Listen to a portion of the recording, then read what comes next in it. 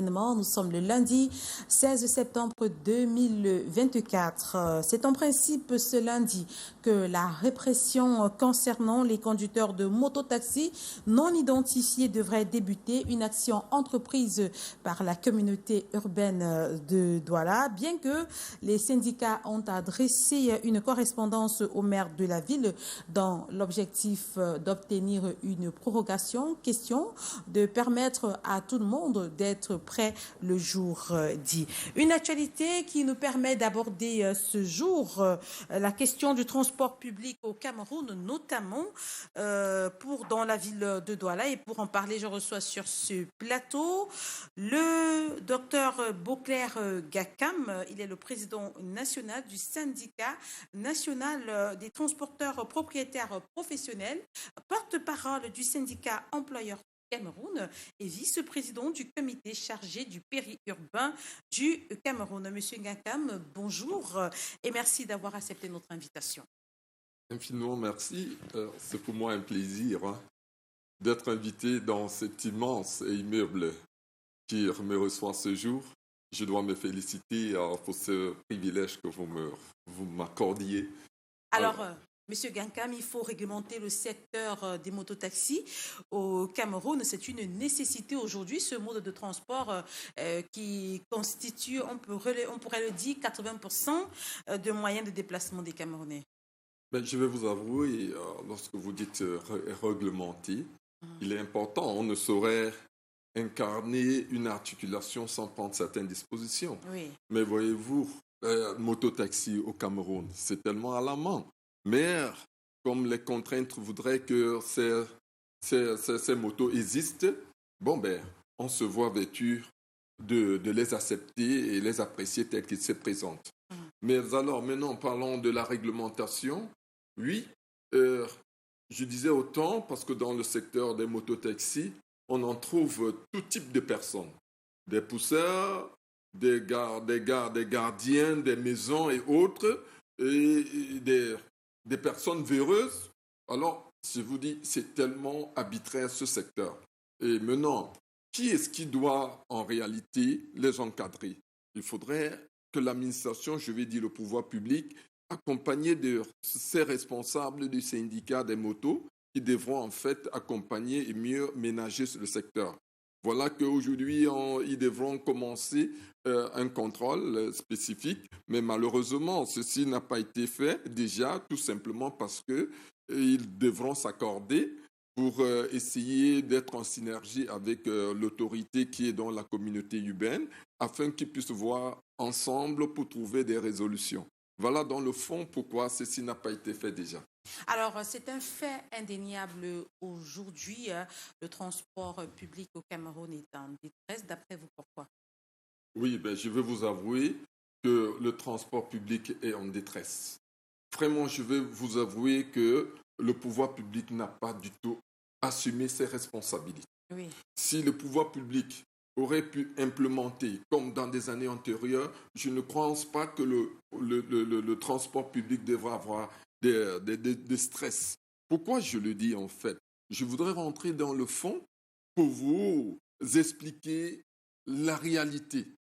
Il me souvient quand, dans des années 87, où la télévision venait de voir le jour au Cameroun, mais on nous montrait le Burkina Faso, on nous montrait plusieurs pays, Cotonou et autres, mais vous verrez que là-bas, c'était des motos. Mais où nous étions un pays très, très heureux, on s'exclamait. Mais aujourd'hui, on se retrouve comme ces gens de cette époque. Vous voyez, 87 à 2024, vous trouvez que nous retressons. Alors, qu'est-ce qu'il y a lieu de faire? Il y a ces difficultés où on a ouvert totalement la porte aux motos. Et par conséquent, les taxis ne se font plus écouter. Et beaucoup de gens sont victimes des accidents de moto parce que ces gens ne sont pas assidus. Alors ça pose d'énormes problèmes. Voyez-vous, il m'arrive d'acheter quelques véhicules et quand je le mets là pour pouvoir exercer, l'état de la route ne nous permet pas qu'on puisse s'en sortir. Donc les charges deviennent énormes. Je ne voudrais pas seulement parler des taxis de ville. Lorsque nous allons au niveau des transports interurbains, les bus et autres, vous verrez que les difficultés, c'est l'état des routes. Vous voyez, nos véhicules sont totalement anéantis, amortis, parce que les conditions ne nous permettent pas de nous pouvoir nous en sortir. Et quand je le dis, je vais même au niveau de l'interurbain, je veux dire au niveau routier, qui est dans l'interline. Mais je vous dis, c'est pas évident. Nous sommes là, comme moi par exemple, j'étais à Coctiat, conseil des chargeurs, tchadien, à N'Djamena. Je vous dis, au sorti de là, avec des multiples échanges, ils ont décrié toujours le problème des routes. Mais je vais vous avouer, on ne saura trop demander. Pourquoi? Parce que le ministre en lui-même a un budget limité qui devra en fait ménager les routes à son niveau. Non, mais non, le problème qui se pose, c'est quoi? Nous souhaiterons que le ministre puisse mettre de l'accent sur des secteurs qui sont plus fluviales, ça veut dire des secteurs qui font des rentrées, donc financièrement, et ça permettrait que les choses aillent plus positivement. Voilà un peu de façon ramassée ce que je tenais à vous éclairer en ce qui concerne le transport public. Alors donc, si je comprends bien, Beauclerc Gakam, le transport public qui est en détresse au Cameroun a pour principale cause, cette détresse-là est causée par l'état des routes au Cameroun. Oui, beaucoup plus, parce qu'il faut le dire, hein, parce qu'il y a aussi la mentalité. Vous pensez que les Camerounais qui préfèrent les motos aux taxis, qui ne sont même pas disponibles, c'est dû à l'état de la route? Non, à Douala, parce qu'en fait, il y a les régions, les départements et les arrondissements ont leur réalité. Oui. Alors, vous verrez que le coût de carburant ne permet pas que je puisse mettre un taxi, par exemple, dans un département comme Konsamba ou encore moins Bafia, qui fera un tour et revenu. It transportera combien de personnes et le carburant qu'il va consommer ne lui permettra pas de s'en sortir. Donc maintenant, la vérité, c'est quoi? En fait, si le pouvoir public voudrait se recadrer et demander aux patrons dont nous y sommes, ils ont besoin... Les syndicats. Oui, parce qu'en fait, dans le syndicat, il y a deux compartiments. Oui. Et il faut le dire. Les deux compartiments, c'est quoi? C'est-à-dire, dans le syndicat, il y a le syndicat des chauffeurs, il y a le syndicat des patrons. Alors, c'est les patrons qui diminuent le taux de chômage. C'est les patrons qui apportent la croissance. C'est les patrons qui apportent le développement dans un pays. Pourquoi? Parce qu'ils achètent les matériels roulants. Mais par conséquent, le syndicat des chauffeurs, leur rôle, c'est de défendre les conditions de vie des conducteurs, des chauffeurs. Mais nous nous rendons compte qu'il y a de la confusion. Il y a la confusion pourquoi? Parce que le chauffeur, à la fois, est patron, à la fois est conducteur. Il récrimine ce qui ne lui sont pas de ressort. Alors moi, je pense que l'opportunité est venue pour que chacun se recadre dans son secteur. Je ne peux pas avoir mon véhicule. Je dois conduire mon véhicule. Et j'ai mon permis de conduire.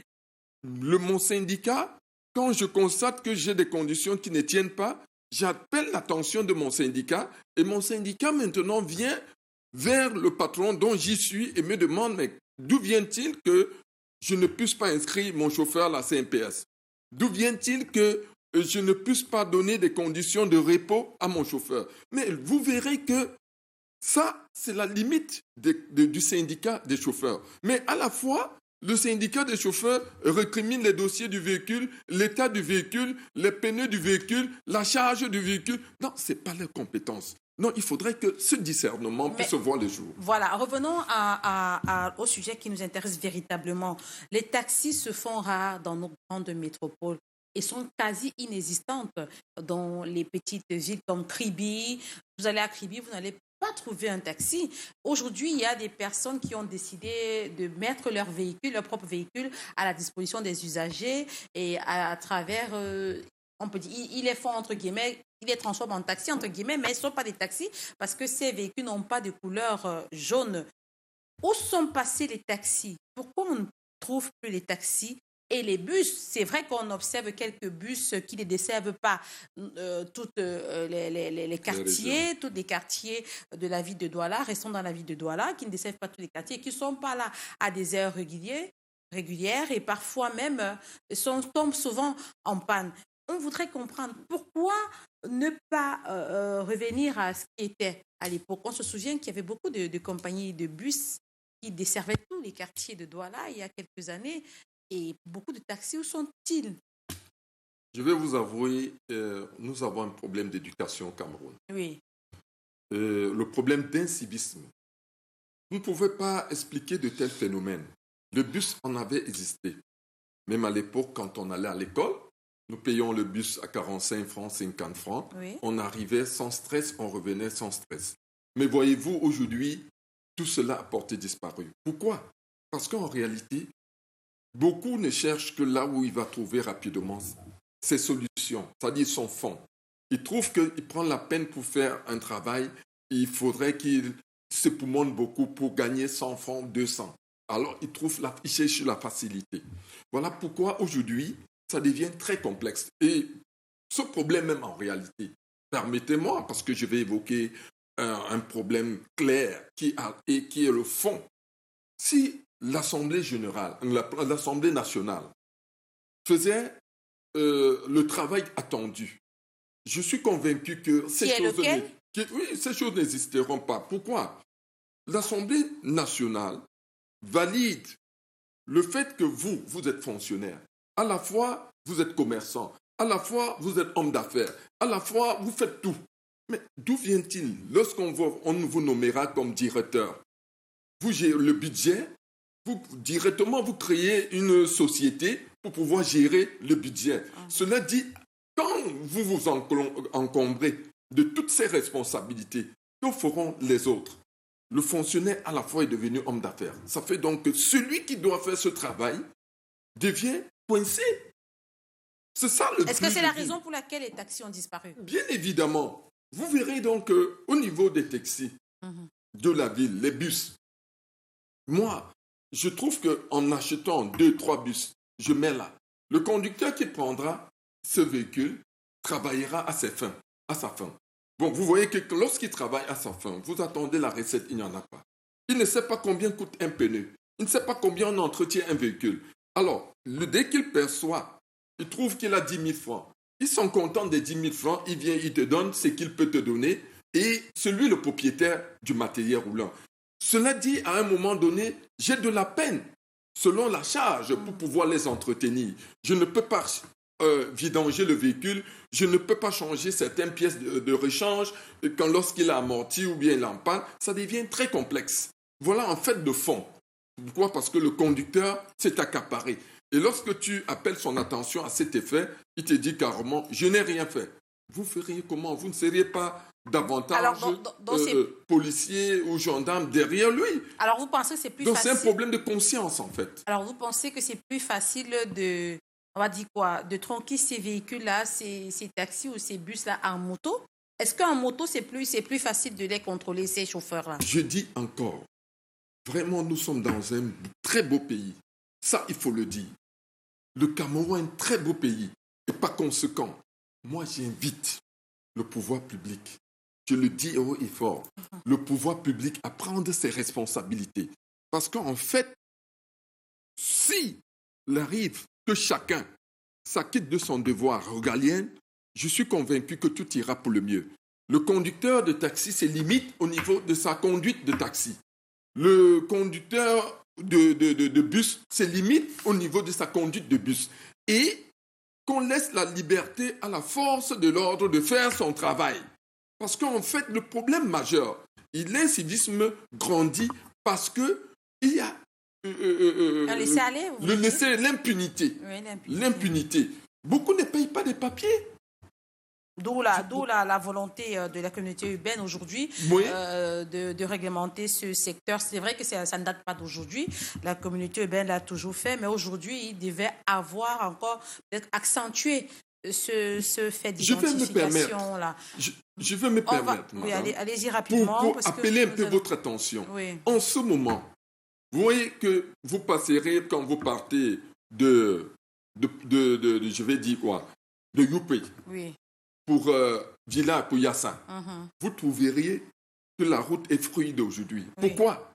Parce que l'autorité a recommandé que cette route devra être fluide par tous les moyens.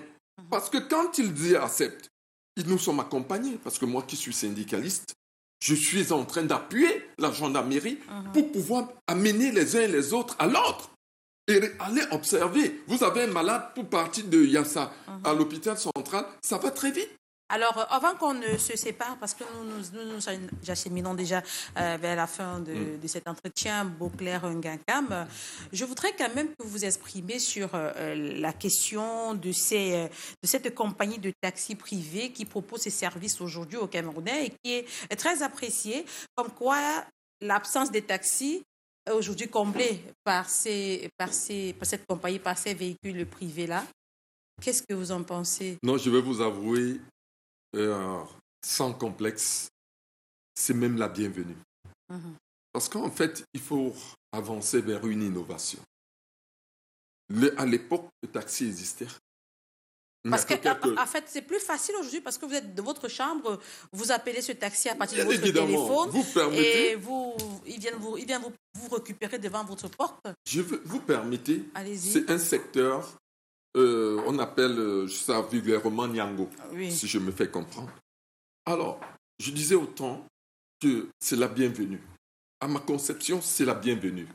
Mais qui s'acquitte des droits attendus de lui dans le cadre administratif. Ce type de taxi, vous êtes en sécurité. Vous êtes couché dans votre chambre, vous appelez, ils viennent vous chercher, ils vous déposent à destination. Moi, je pense qu'il est élémentaire. Je tire vraiment un grand coup de chapeau à monsieur le ministre des Transports pour l'apport de ce type de transport au Cameroun. En fait, nous voulons avoir un pays qui devra aller vers une innovation. C'est ça le modernisme.